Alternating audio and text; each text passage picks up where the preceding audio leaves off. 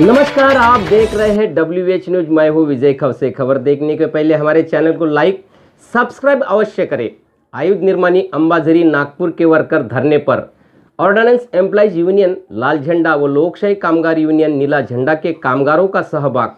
स्थानीय मांगों को लेकर बैठे 4 दिन से धरने पर। सरकार ने डिफेंस का निजीकरण करने का किया विरोध। सरकार के नीतियों के खिलाफ जमकर की नारेबाजी।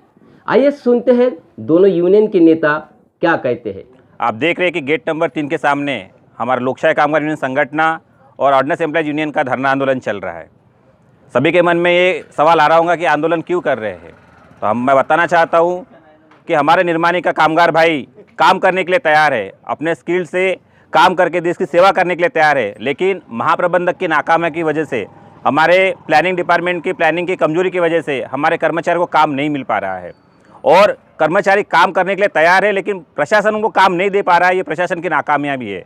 और प्रशासन की नाकामयाबी का भुगतान हमारा कर्मचारी क्यों करे। प्रशासन के प्लानिंग के बराबर प्लानिंग न होने की वजह से हमारे हर कर्मचारी का 10 से 15 हज़ार मंथली नुकसान हो रहा है। तो ये धरना आंदोलन उसके लिए है कि हम जो काम करना चाहते हैं उसके लिए काम लाना चाहिए, और काम करने के लिए हम तैयार है, लेकिन मैनेजमेंट काम नहीं दे पा रही है।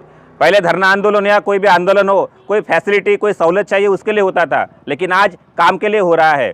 सरकार एक तो तरफ बोल रही है कि ऑर्डिनेंस फैक्ट्री को हम 30,000 करोड़ का लक्ष्य देना चाहते हैं, 30,000 करोड़ का लक्ष्य पूरा करने के लिए हम ऑर्डिनेंस फैक्ट्रियों का प्राइवेटाइजेशन करना चाहते हैं। लेकिन वास्तविक परिस्थिति ये है कि सरकार झूठे वादे कर रही है, और जो वर्तमान कर्मचारी काम करने के लिए तैयार है उनको काम जानबूझ के नहीं दे रही है, जिसकी वजह से हमारे कर्मचारियों का काफ़ी नुकसान हो रहा है। इसलिए मैं निर्माणी के सभी कर्मचारी से अनुरोध करूंगा कि आंदोलन के ऊपर, जो धरना आंदोलन के लिए हमारे लोकशाही कामगार यूनियन संगठन और ऑर्डिनेंस एम्प्लॉइज यूनियन के जो कर्मचारी बैठे, उस आंदोलन का सभी कर्मचारियों ने समर्थन करना चाहिए और अपने हक की लड़ाई के लिए हाथ बढ़ाना चाहिए। जैसे मेंबर ऑर्डिनेंस एम्प्लॉइज यूनियन आयुध निर्माणी अंबाझरी नागपुर। निर्माणियों में बीजेपी गवर्नमेंट आने के बाद बीजेपी गवर्नमेंट ने सारे 41 ऑर्डिनेंस फैक्ट्रियों में वर्कलोड का पोजीशन काफ़ी कम कर दिया। आर्मी का डिफेंस का बजट कम कर दिया है। उसके बाद सारे निर्माण का हालत देखेंगे आप। आज वर्कलोड की कमी है, कर्मचारियों को काम करने के लिए मशीन पे काम नहीं है। कई सारी मशीनें ऐसी है जो करोड़ों की मशीन ने प्रशासन ने लाके रखी है, आज जो खाली पड़ी है। तो आज हमने हमारे विभिन्न फोरम में यूनियन द्वारा प्रशासन को बोला है कि जब आयुध निर्माणी नंबर 1 पे है, यहाँ जब आधुनिक मशीनें हैं, यहाँ जब स्किल्ड वर्कर है, चाहे हमें गवर्नमेंट काम दे या न दे, आपकी भी जिम्मेदारी बनती है। जब आप लाख 2-2 लाख रुपए पगार लेते हैं कि बाहर जाइए अपना PSU से या अन्य सिविल ट्रेड से काम लाइए और हमारे कर्मचारी को काम दीजिए। जब हमारा मजदूर काम करने के लिए तैयार है, हमारे मजदूरों ने 1992 की लड़ाई हो, 1998 की लड़ाई हो, या उसके पहले कारगिल युद्ध हो, सारे समय दिन रात काम कर जो भी काम गवर्नमेंट ने दिया है हमारे कर्मचारियों से पूरा किया है। लेकिन आज ये प्रशासन की नाकामी की वजह से, ये गवर्नमेंट की नाकामी की वजह से आज हमारे स्किल्ड वर्कर को काम नहीं मिल पा रहा है। तो इसके लिए पूरी तरह हमारे महाप्रबंधक महोदय, हमारा आयुध निर्माणी अंबाझरी का प्रशासन और ये बीजेपी गवर्नमेंट जिम्मेदार है।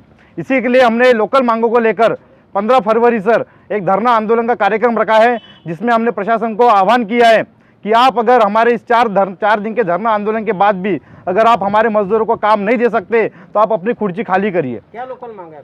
हमारी लोकल मांग यही है कि हमारे कर्मचारियों को भरपूर वर्कलोड मिलना चाहिए। यहाँ पे टूल्स, रॉ मटेरियल, इक्विपमेंट समय पे मिलनी चाहिए। कर्मचारी को कम से कम 50% पीस वर्क मिलना चाहिए। 54 घंटा ओवर टाइम मिलना चाहिए, जिससे कि कर्मचारी को पे पॉकेट पे असर ना पड़े। आज ओवर टाइम और पीस वर्क का अगर आप कैलकुलेशन करेंगे, ये 12 से 15 हज़ार रुपये प्रति व्यक्ति प्रति माह मिलता है। आज कर्मचारी को पिछले 50 सालों से ये ओवर टाइम पीस वर्क मिल रहा है। उसी के आधार पे हमारे कर्मचारियों ने लोन लिया है, किसी ने घर लिया है, किसी ने बच्चे के पढ़ाई के लिए एजुकेशन लोन लिया हुआ है। आज वो देने के लिए उनके पास पैसा नहीं है। तो इसके लिए जिम्मेदार कौन है?